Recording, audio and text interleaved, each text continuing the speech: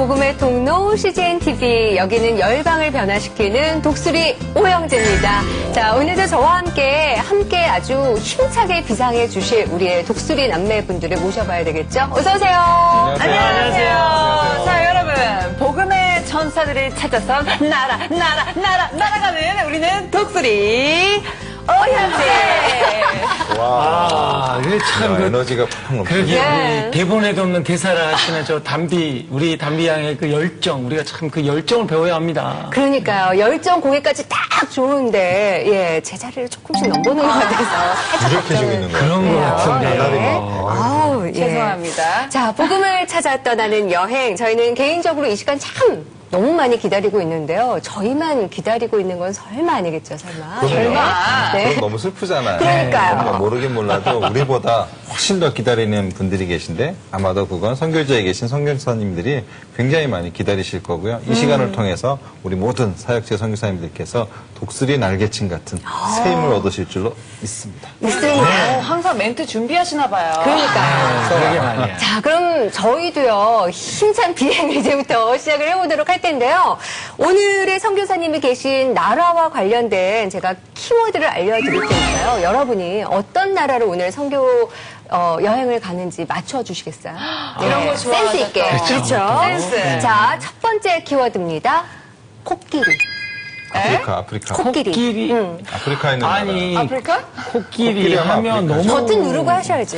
버튼 예. 삑삑 근데 아프리카. 코끼리 하면 너무나 이렇게 좀, 방대하지 않아요? 사실 코끼리는 동물에도 있고. 네. 코끼리 없는 나라가 어디 있겠어요? 아, 서울대공원! 네, 그렇죠. 조금 더. 코끼리 없는 나라 많아요. 아, 그래요? 있는 나라가 많지 않죠. 네. 그러면 힌트를 어떻게 더 드려볼까요? 네. 두 번째. 자, 두 번째 키워드는요. 요거 좀 센데. 자, 순발력을 필요로 합니다. 두 번째 키워드입니다.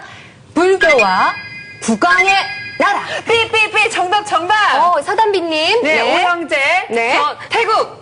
오, 딩동댕. 정답이었어요. 너무 힌트가 쉬웠어요. 야, 아니 근데 두 분은 정말 열정적으로 맞추실 것처럼 두 번째 키워드 달라고 했더니 순발력에서 여전히 역시 열리는 물사람이 왜 그러셨어요? 아니, 코끼리 하면 태국 다 알죠. 하지만 이거는 목자가 양을 향한 마음. 우리 또, 우리 담비자매님 오늘 혼자 계시잖아요. 얼마나 네. 어렵겠어요. 이게 우리 영호 형제님 안 나오셔서. 저 괜찮아요. 그 마음. 섬김입니다. 네. 저 저 손 들려고 했어요, 마음을. 이렇게요. 네. 알겠습니다. 자, 태국을 이해하는 키워드로 저희가 코끼리도 드렸지만 국왕과 또 불교라는 키워드를 드렸었죠. 앞으로 2회에 걸쳐서 저희가 태국에 계시는 선교사님들을 쭉 만나뵐까 하는데요. 오늘의 선교사님 만나 뵙기 전에 그래도 태국을 가는데 태국에 대해서 저희가 먼저 알아봐야 되잖아요. 어떤 나라인지, 어떤 사람들이 사는 곳인지 화면으로 먼저 준비해봤습니다. 함께 보시죠. 동남아시아 중심부에 위치한 태국. 북서쪽에 미얀마와 북동쪽에 라오스, 동쪽에 캄보디아와 남쪽에 말레이시아의 국경을 접하고 있는 태국은 동남아시아의 교차로 역할을 감당해왔다. 오랜 불교 이족들과 빼어난 자연 경관으로 매년 600만 명이 넘는 관광객들이 태국을 찾고 있다.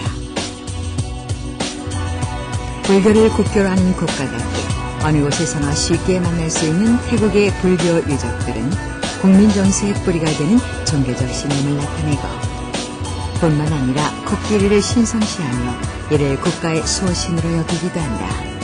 불교가 한 93% 정도로 보고 있고 무슬림은 한 5% 정도, 기독교는 캐톨릭을 포함해서도 아직 1%가 안 되고 그 중에서도 정말 예수를 믿는 사람이 얼마나 될까는 조금 궁금한 사항이고요.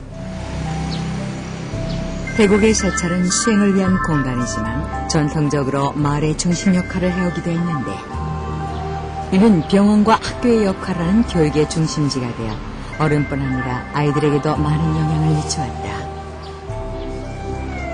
태국에서는 아침이면 음식을 들고 거리에 서 있는 사람들의 모습을 볼 수 있다. 바로 승려들에게 공양을 하기 위해 나온 사람들이다. 어린아이에서부터 어른까지 탁밭이라 불리는 공양을 통해 하루의 복을 빈다. 아예 불교는 종교가 아니고 이 사람들의 삶이고 문화 풍습 그 자체입니다. 그러니까 1년 내내 사원에 한 번도 안 간 사람도 나는 우리 조상 때부터 우리가 불교인이니까 나도 불교인이다. 그렇게 있는 사람들이 많고 단 한 가지 소망이 보이는 거는 더뎌서 그렇지 소망이 있는 것은 이 사람들이 아무것도 모르면서도 저렇게 절대적인데 이 사람들 시주하는 모습을 보면 와 정말 예수만 들어가면 그 절대적인 예수를 만나기만 하면은 그 완전히 아니다 이게 지금까지 내가 헛살았다라는 거 알고 나면은 우리보다 더 잘 믿으면서 우리보다 더 감사하고 누릴 사람들이 바로 이 백성들이에요. 소망은 거기다 놓고 기다리는 거예요. 태국 남자들은 평생에 한 번은 승려 생활을 경험하는 것이 마치 의무처럼 되어 있다. 짧은 기간의 경험일지라도 이것은 그들을 평생 불교 신자로 살아가게 하는 역할을 한다. 이런 뿌리 깊은 관습은 태국민들이 타전교로 개종하는 것 자체를 어렵게 만들고 있는 실정이다. 개신교 선교사가 처음 들어온 것은 1828년 독일 선교사인 칼 구출라프라는 선교사가 상륙하면서부터 시작됐습니다. 그리고 이제 이 구출라프 선교사가 미국 교회에 태국의 선교사가 필요하다고 호소하고 그래서 미국에서 1830년대부터 선교사를 파송하기 시작했죠. 그 당시 그 미국 선교사가 기록한 책에 보면은 미국 장로교 선교사가 19년 동안 사역해가지고 한 사람에게 세례줬다는 그런 기록이 있을 정도죠.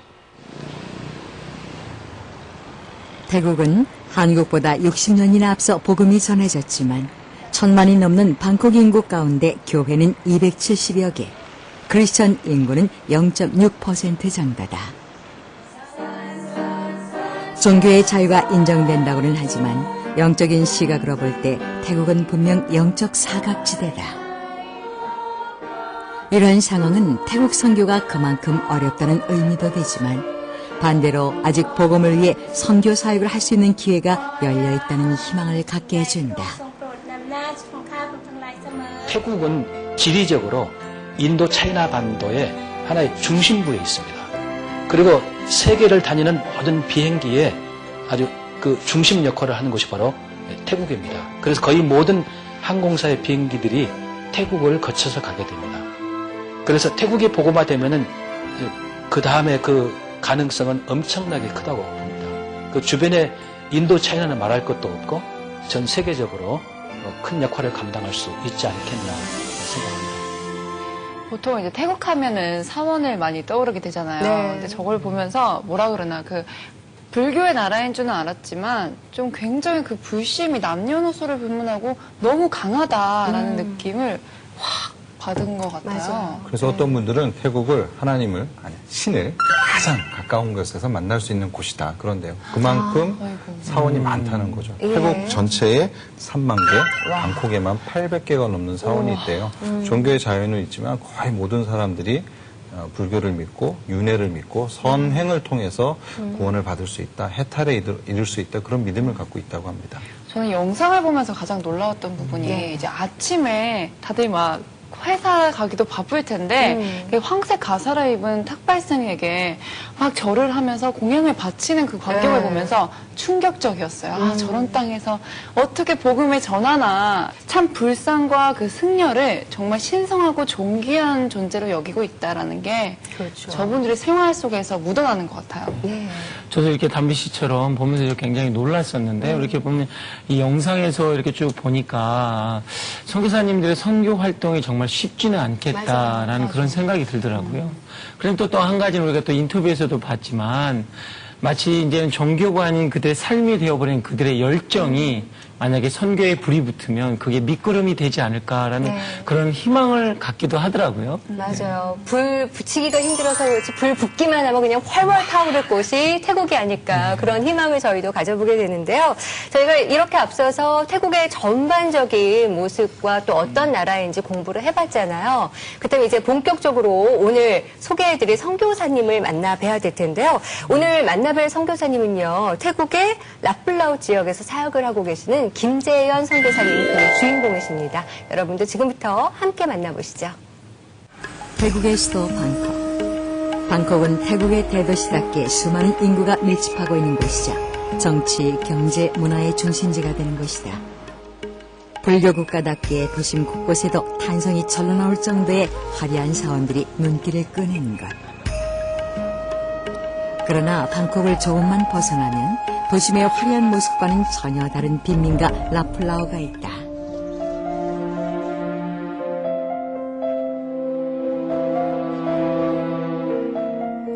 외부와 철저히 단절된 곳, 소외된 삶으로 그들만의 세상을 살아가는 라플라오.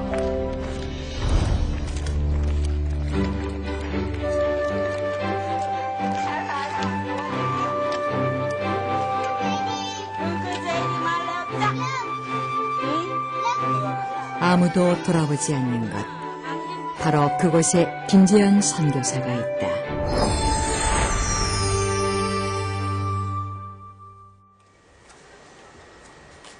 아침부터 김재현 선교사의 발걸음이 바쁘다. 혼자 집을 지키고 있을 도넛의 집을 찾았다. ทุกวันอธิษฐานทุกวันอ่านพระคัมภีร์ 김재현 선교사가 돌보는 라플라오 아이들 중 도넛은 유일하게 친부모와 함께 살고 있다. 제가 센터에 안 들어가거나 제가 사역을 안 할 때는 대부분의 아이들이 그냥 집에서 그냥 가만히 이렇게 있었죠. 이 부모님들도 열심히 사세요. 그러니까 대부분이 태국 분들이 좀 게으르거나 막 이러시는데 너무너무 열심히 새벽부터 나가셔서 일하시고 그런 부분들이 너무 좋아요. 그래서 아이가 부모님을 닮아가는 것 같고 예수님의 성품도 닮아가는 것 같아서 이 아이가 나중에는 태국을 바꿀 수 있는 리더자로 세워지기를 기도하고 있어요. 얘는 모르죠. 저는 이 아이를 놓고 그렇게 기도하고 있어요. 15살 소년이 미래를 위한 꿈을 키우기엔 어둡고 힘들기만 한 생활 환경. 예수님을 믿지 않는 부모의 영향으로 아직 집안 곳곳에는 불상과 부적들이 붙어 있다. 부모의 영향 때문에 팔에 감은 부적을 떼지 못한 도넛이지만 이제는 스스로 하나님을 부르며 소리내어 기도도 한다. 스스로 기도하며 하나님을 더욱 가까이 하는 시간. 더딘 발걸음일지라도 하나님이 도넛과 함께 하시기에 김재현 선교사는 희망을 잃지 않는다. ก็มีการเรียนครับเพราะว่าครูเจดีช่วยสอนแล้วก็ครูเจดีก็ช่วยทำให้สามารถเข้าใจเรื่องเรียนได้เยอะครับก็สอนพระคัมภีร์สอนเพลงสรรเสริญแล้วก็สอนให้รู้จักพระเยซู 김 선교사의 발걸음이 이어진 곳.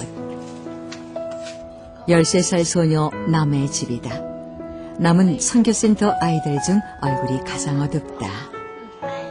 매일 쓰레기를 주워 생계를 유지하는 남의 어머니는 쓰레기를 주우러 갈 때마다 남을 데리고 간다.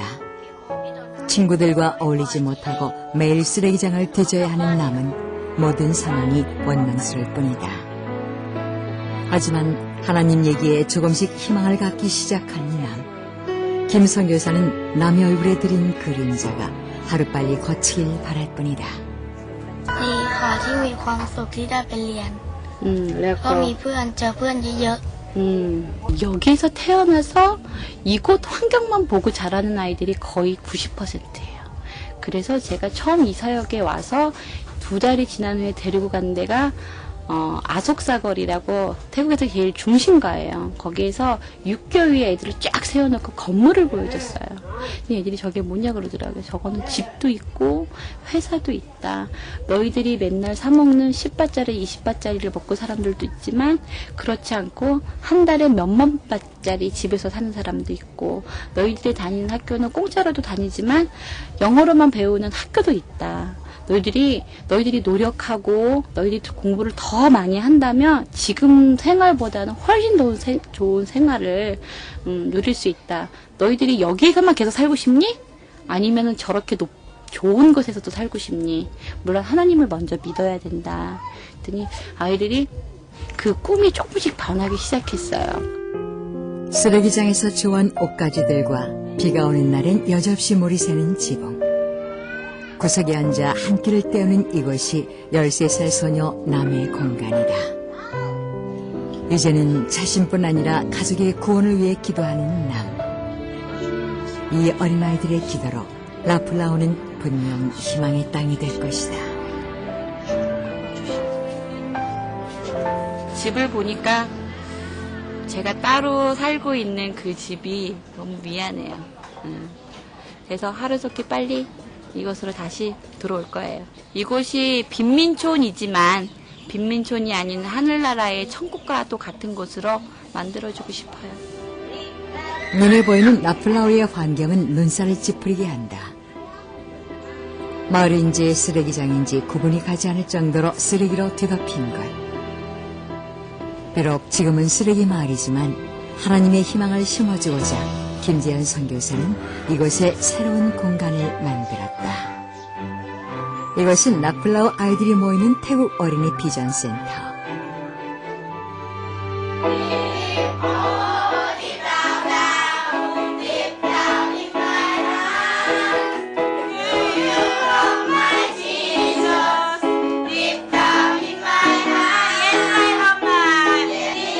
찬양으로 모임을 시작하는 김 선교사와 아이들. 어두웠던 아이들의 모습은 사라지고 10대 소년 소녀의 밝은 모습으로 돌아왔다.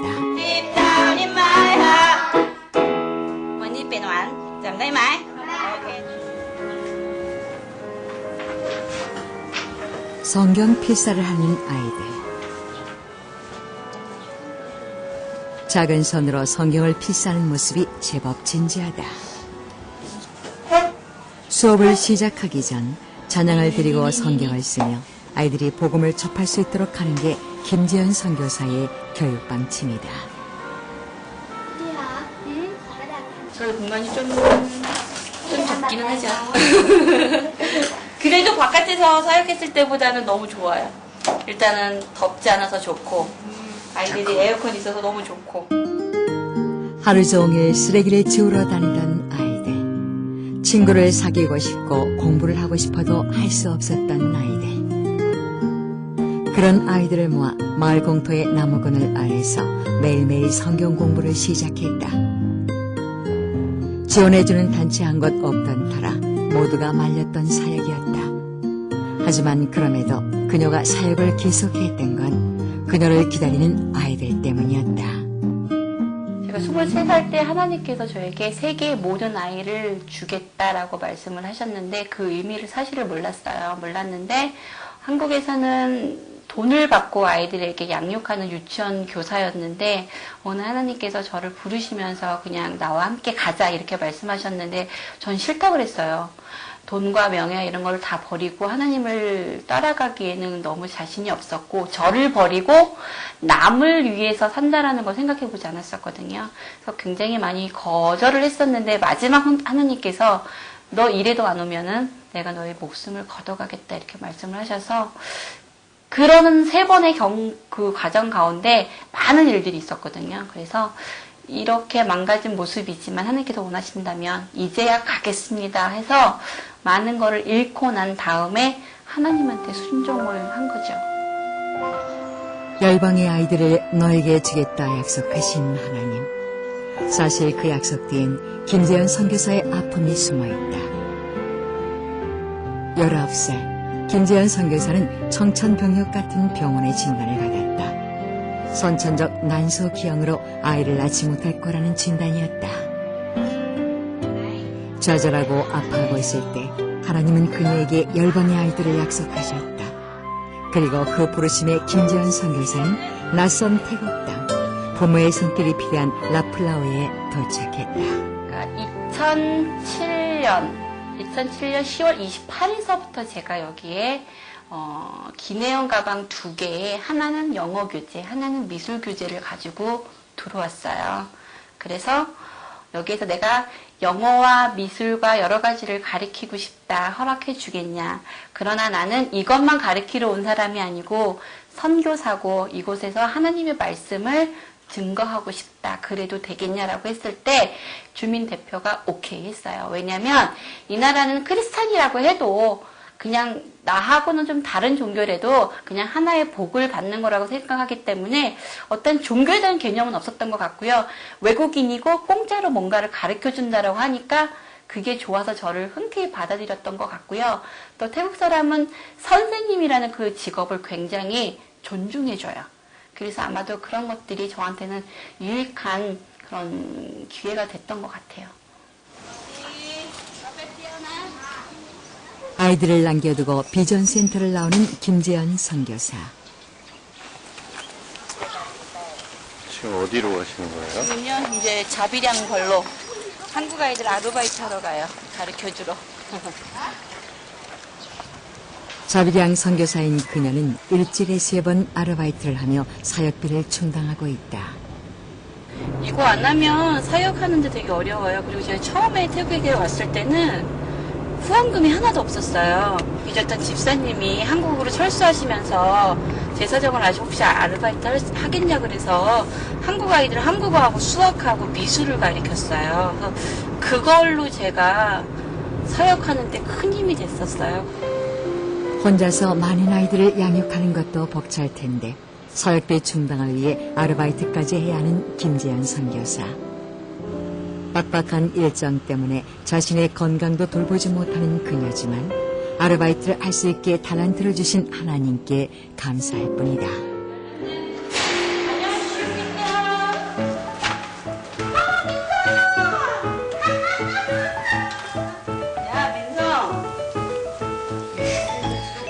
김재현 선교사의 아이사랑은 이곳에서도 이어진다.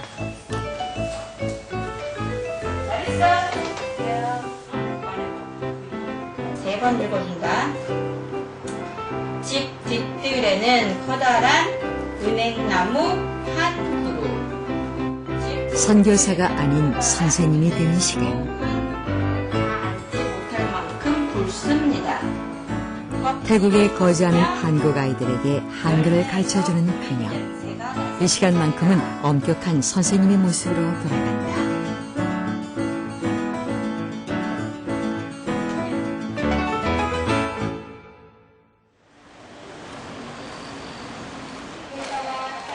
수업을 마친 김재현 선교사가 근처 마트를 찾았다. 한국 음식을 좋아하는 비전센터 아이들을 위해 오늘은 오징어 볶음밥을 해줄 계획이다. 하나하나 정성 들여 고르는 그녀에게서 아이들을 위한 엄마의 마음이 느껴진다. 우리 아이들이 대부분이 엄마 아빠가 없어서 그런 역할을 해주고 싶어요. 그러니까 엄마 같은 선교사? 네, 엄마예요. 네, 엄마이고 싶고요. 행복해요. 아이들이 있어서 너무 행복하고 하나님이 저한테 아이들을 주신다고 했던 그 말이 너무 생각이 나고 지금 우리의 아이들이 제 아들, 딸이라고 생각을 해요. 센터에서 먹는 식사만큼은 평소 먹지 못하는 건강한 재료들로 준비해주고 싶은 김재현 선교사. 물건을 고르는 그녀의 손끝에서 아이들을 향한 사랑이 느껴진다.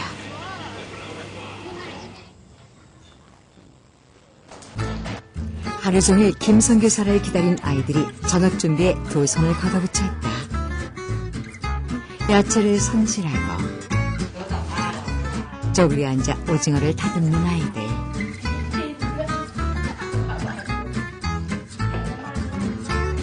그 사이 김재현 선교사는 따뜻한 밥과 매콤한 양념의 오징어 볶음을 준비한다. 아이들이 배불리 먹을 수 있도록 그릇을 가득 채워주는 김재현 선교사.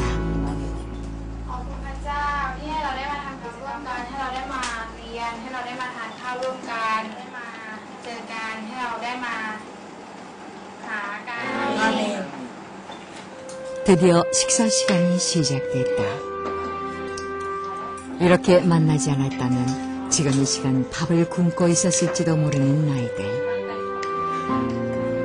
작은 것에도 행복해하는 아이들을 볼 때면 더 좋은 걸 해주지 못하는 김재현 선교사는 마음이 아파한다. 선교사가 그런 것 같아요. 기도의 후원과 물질의 후원과 제가 와서 열심히 하는 이 3박자가 딱 맞아 떨어져야지만 사역이 되는 것 같아요. 근데 작년에는 전 세계적으로 굉장히 많이 힘들었지만 재작년서부터는 뭐 재정적인 부분과 이런 것들이 굉장히 많이 힘들었었어요. 자비량으로 했던 것들이 점점 감당할 수 없을 정도로 돼서 하나님 돈이 없으면 사역 못합니다. 하나님 물질 주시지 않으면 저 못해요 이제는요. 그렇다고 구걸할 수도 없는 거고 늘 늘 그 부분 때문에 저는 넘어지는 것 같아요. 물질 때문에. 근데 그럼에도 불구하고 제가 이 길을 가는 거는요. 하나님은 그 꺼져가는 등불을 끄지 않으신다고 그랬어요. 그래서 그 맛을 알기 때문에 크크크 해도 그냥 가는 것 같아요. 하나님이 저한테 하시는 그 말씀이 있어요. 하나님이 이 세상 모든 것이 끝날지라도 내가 너와 항상 함께 할 것이라는 그 하나님의 그 약속을 믿고 지금까지 가는 것 같아요. 나를 보내신 이도 하나님이고 나를 부르신 이도 하나님이고 그러므로 제가 이곳에 있는 이유인 것 같아요. 신앙 고백이 아직은 서툰 아이들이지만 하나님의 마음을 조금씩 알아간다면 그것만으로도 만족한다는 김지연 선교사. 어머니의 사랑을 닮은 그녀의 마음이 라플라워 아이들에게 꿈과 희망을 심어주길 기도한다. 네, 우리 김재현 선교사님 아까 엄마 같은 선교사가 됐으면 좋겠다고 하셨는데 엄마 같은이 아니라 그냥 정말 엄마의 모습으로 우리 아이들을 사랑으로 보듬고 있지 않나. 정말 아이들을 사랑하는 마음이요. 저희는 화면으로 만나 뵙는 거지만 이렇게 피부로 와닿을 만큼 그 뜨거운 사랑을 느낄 수가 있었고요. 정말 양부모 밑에서 방치가 되고 또 외로워하는 그 아이들을 하나님의 사랑으로 감싸주고 양육하는 그 모습이 하나님이 그래서 저분을 저곳으로 부르셨구나 싶은 생각이 드네요. 네. 저는 사실 참 열이 났어요. 영상을 보면서 집집마다 불상이 있죠. 네. 아이들 손목에 그 무슨 부적 같은 거 이렇게 있죠. 너무 열받았어요. 하지만 참 그렇게 철저한 불교 사상을 가진 곳임에도 불구하고 이제 선교사님과 함께하는 아이들이 기도도 하면서 또 같이 성경 말씀도 나누고 그것도 쓰면서 묵상을 맞아요. 하고 이렇게 많은 것들을 배워가는 걸 보면서 제가 엄마가 되는 느낌? 그냥 간접적인 경험 같은 그런 느낌이 들더라고요. 시집 갈 때가 되어가네요. 이번에 보내지. 좀 빨리 보내주세요. 저도요. 보면서 마음이 좀 아팠던 건 참 어려운 환경, 모든 선교사님 다 어렵지만 참 어려운 환경에서 일을 하시는 선교사님인 것 같아서 마음이 좀 짠한데요. 그 환경에서도 이겨나가실 수 있는 건 부모가 왜 아이들이 이렇게 자라가는 걸 보면 자기 배가 부르다고 하듯이 그렇죠. 정말 어미의 마음, 정말 부모의 마음으로 하나님께서 주신 아버지의 마음, 어미의 마음이 있기 때문에 그 아이들이 자라는 걸 보면서 정말 그 힘이 아니면 저 환경에서 참 버티시기 힘들겠다 그런 생각이 드네요. 네. 그리고 또 선교사님께서 그 아이에 대한 아픔이 어딘가 모르게 있으시잖아요. 근데 하나님의 약속의 그 말씀처럼 열방의 아이들을 내가 너에게 주겠다. 이제 이 말씀에 붙들고 지금 가시고 계실 텐데 정말 제가 오히려 참 뿌듯하더라고요. 그 열방의 아이들이 얼마나 예쁘게 자랄까.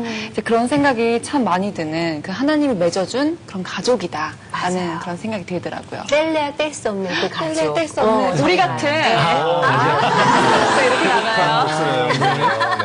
저도 이렇게 보면 이렇게 나무 그늘 아래서 아이들 모아놓고 이렇게 말씀 성경 공부하는 우리 김지연 선교사님을 뵈면 그 있잖아요. 예수님 12제자를 불러놓고 아마 저렇게 하시지 않았을까라는 그런 마음이 들더라고요. 그리고 특히 우리 김지연 선교사님이 처음에 이렇게 첫 기도 제목이 뭐였냐면 주님 12제자를 주시옵소서라는 그런 기도 제목이 있었대요. 그런데 지금 그 선교센터가 좁을 만큼 많은 아이들이 지금 오고 있다고 합니다. 그래서 참 제가 그거 보면서 뿌듯했던 것은 하나님 정말 우리 선교사님의 기도 제목이 정말 100배, 60배, 30배 큰 열매로 응답되길 원합니다라는 그런 기도가 나오더라고요. 네. 저는 보면서 제일 마음이 아팠던 부분이 제가 특별히 신장이식을 전공하기 때문에 신장이 안 좋으신 분들은 얼굴 보면 딱 알거든요. 아니나 다를까 제작진에게 물어봤더니 신장이 많이 안 좋으시대요. 그래서 얼굴이 참 아파 보이시거든요. 저런 환경에서 또 안 좋은 환경에서 또 재정적인 압박과 또 자비량으로 아르바이트까지 하면서 사역을 하셔야 되니까 자기 몸 돌보실 시간이 참 없을 것 같아요. 무엇보다도 건강 챙기시고 더욱더 건강하게 일을 하셔야 저 지금 얼마나 많은 자녀가 있어요. 엄마만 바라보고 있는데 엄마가 건강해야 되죠. 튼튼하게 잘 사역 감당하시고 또 우리 많은 분들 보시는 분들 잘 후원해 주시고 기도해 주셔서 아까 말씀하셨죠. 삼박자가 맞아야 선교사가 일할 수 있거든요. 일 더욱 잘하셔서 저 아이들이 정말 잘 자랄 수 있도록 기도해 주시고 후원해 주시면 좋겠습니다. 아멘. 네, 정말 첫째도 건강이요. 네. 둘째도 건강이요. 이 건강 하나 빼면 시체일 것 같아요. 건강 꼭 조심하시기 바라고요. 또 저 지금 예수님을 향해서 걸음마를 뗀 아이들이잖아요. 그 아이들을 양육하셔서 그 땅에 선교사님을 통해서 많은 아이들이 예수님을 섬겼으면 하는 그런 바람입니다.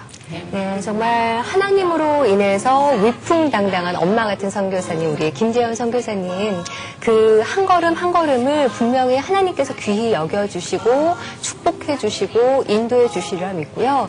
아이들은 우리의 미래다라는 말이 있죠. 정말 우리의 그 귀하고 사랑스러운 아이들에게 그냥 우리의 사랑이 아닌 하나님의 사랑을 전하는 일이 얼마나 뜻깊고 중요한 일인가 오늘 새삼 더 깨닫게 되는 그런 시간이었습니다.